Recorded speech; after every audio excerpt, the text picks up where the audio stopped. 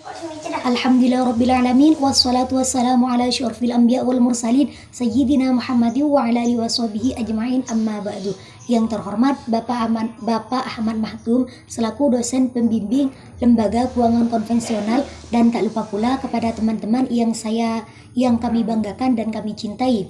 Baiklah, untuk mengefisiensi waktu, di sini saya Nurul Janah sebagai moderator sekaligus sebagai pemateri. Pemateri yang pertama akan disampaikan oleh saya sendiri, yaitu tentang pengertian lembaga pegadaian dan mekanisme operasional pegadaian. Assalamualaikum warahmatullahi wabarakatuh. Perkenalkan, nama saya Nurul Janah, NIM terakhir 016. Di sini saya akan menjelaskan tentang pengertian gadai dan mekanisme operasional pegadaian. Pengertian gadai itu sendiri ialah kegiatan menjaminkan barang-barang berharga kepada pihak tertentu, dan jaminan tersebut boleh diambil sesuai kesepakatan antara nasabah dengan lembaga pegadaian. Sedangkan di sini ciri-ciri lembaga pegadaian itu sendiri ada 3, yakni barang yang dijaminkan itu harus berharga, berupa barang berharga. Yang baik itu berupa emas, perak, berlian, motor, laptop dan yang lainnya. Yang kedua, jumlah uang yang diberikan oleh lembaga pegadaian itu biasanya sesuai dengan kualitas barang yang dijaminkan oleh nasabah kepada lembaga pegadaian.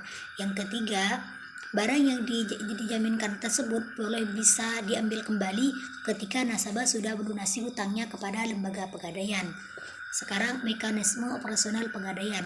Mekanisme operasional pegadaian ialah yang pertama, 1.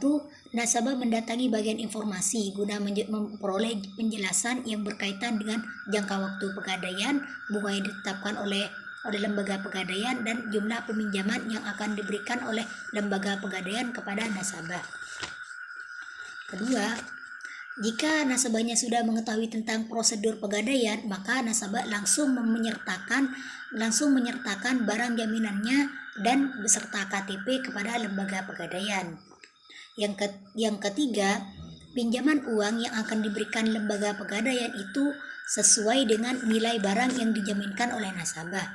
Yang keempat, pihak pegadaian akan menentukan bunga kepada nasabah.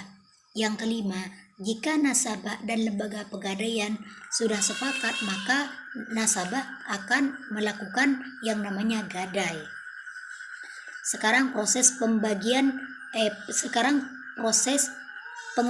dari nasabah kepada pegadaian. Yang pertama, nasabah mengembalikan sejumlah uang yang telah dipinjam dari lembaga pegadaian beserta bunga yang telah ditetapkan oleh lembaga pegadaian. Yang kedua, pihak pegadaian mengembalikan jaminan yang disertakan oleh nasabah ketika nasabah sudah membayar utangnya kepada lembaga pegadaian secara lunas. Yang ketiga, pembayaran boleh dilakukan sebelum jatuh tempo. Yang keempat, jika nasabah tidak mampu membayar hutangnya kepada lembaga pegadaian, maka lembaga pegadaian akan melelang barang jaminan yang diberikan nasabah. Yang kelima, hasil penjualan lelang akan diberitahukan kepada nasabah, dan jika ada lebih dari penjualan tersebut, maka uangnya tersebut akan diberikan kepada nasabah. Sekian, terima kasih. Wassalamualaikum warahmatullahi wabarakatuh. Bismillahirrahmanirrahim. Assalamualaikum warahmatullahi wabarakatuh. Di sini saya akan menjelaskan produk pegadaian konvensional. Ada beberapa produk pegadaian dalam konvensional. Yang pertama adalah gadai atau KCA, kredit cepat aman. Ialah kredit yang menggunakan sistem gadai yang diberikan kepada semua golongan nasabah, baik untuk kebutuhan konsumtif atau kebutuhan produktif. Untuk mendapatkan kredit ini, nasabah hanya perlu membawa agunan berupa emas atau barang elektronik. Kemudian yang kedua adalah krasida, kredit atau pinjaman. Angsuran bulanan yang diberikan kepada usaha mikro kecil dan menengah atau UMKM untuk pengembangan usaha dengan sistem gadai. Krasida adalah salah satu solusi terpercaya untuk mendapatkan fasilitas kredit yang cepat dan mudah. Agunannya berupa perhiasan dan kendaraan bermotor. Kemudian yang ketiga adalah kreasi. Kreasi adalah kredit dengan angsuran bulanan yang diberikan kepada usaha kecil dan menengah atau UKM untuk pengembangan usaha dengan sistem fidusia. Sistem fidusia berarti agunan untuk pinjaman cukup dengan BPKB sehingga kendaraan masih bisa digunakan untuk menjalankan usahanya. Kemudian yang keempat mulia.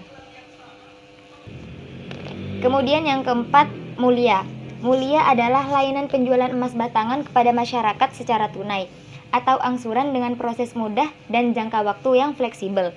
Mulia dapat menjadi alternatif pilihan investasi yang aman untuk mewujudkan kebutuhan masa depan, seperti menunaikan ibadah haji, mempersiapkan biaya pendidikan anak, dan memiliki rumah idaman serta kendaraan pribadi. Kemudian yang kelima adalah tabungan emas. Tabungan emas adalah layanan pembelian atau penjualan emas dengan fasilitas titipan dengan harga yang terjangkau. Layanan ini memberikan kemudahan kepada masyarakat untuk berinvestasi emas. Kemudian yang keenam adalah remittance. Pegadaian remittance adalah layanan pengiriman dan penerimaan uang dari dalam atau dari luar negeri dengan biaya kompetitif dan bekerja sama dengan beberapa remiten berskala nasional dan internasional seperti Telkom Dilema, BNI Remittance, dan Mandiri Remittance. Kemudian yang ketujuh adalah multi pembayaran online atau MPO. Multi pembayaran online adalah melayani pembayaran berbagai tagihan seperti listrik, telepon, air minum, pembelian tiket, dan lain sebagainya secara online. Layanan MPO ini merupakan solusi pembayaran cepat yang memberikan kemudahan kepada nasabah dalam bertransaksi tanpa harus memiliki rekening bank. Sekian dari saya. Wassalamualaikum warahmatullahi wabarakatuh. Assalamualaikum warahmatullahi wabarakatuh. Saya Junierawati. Di sini saya akan sedikit memaparkan tentang isu dalam pegadaian. Jadi, seiring dengan perkembangan zaman, seiring dengan semakin pesatnya era digital sini, maka tidak bisa dipungkiri lagi banyak sekali problematika untuk mempertahankan eksistensi suatu perusahaan, baik itu perusahaan keuangan ataupun lembaga keuangan lainnya begitu. Seperti halnya perusahaan pegadaian. Pegadaian di sini diklaim mampu meningkatkan dan mendorong produktivitas masyarakat di era milenial ini begitu. Pegadaian sendiri juga mempunyai pesaing-pesaing baik itu dari pegadaian liar, bank lian, bahkan fintech yang akhir-akhir ini cukup diperhitungkan, cukup marak begitu. Untuk mempertahankan eksistensinya sendiri, pegadaian dirasa cukup untuk memasang strategi bagaimana kita memperluas jaringan, memperluas jangkauan, tidak hanya membangun cabang-cabang di sekitar wilayah atau bagaimanapun, akan tetapi bagaimana memperluas jangkauan yang berbasis electronic channel begitu. Bukan hanya itu, yang kedua adalah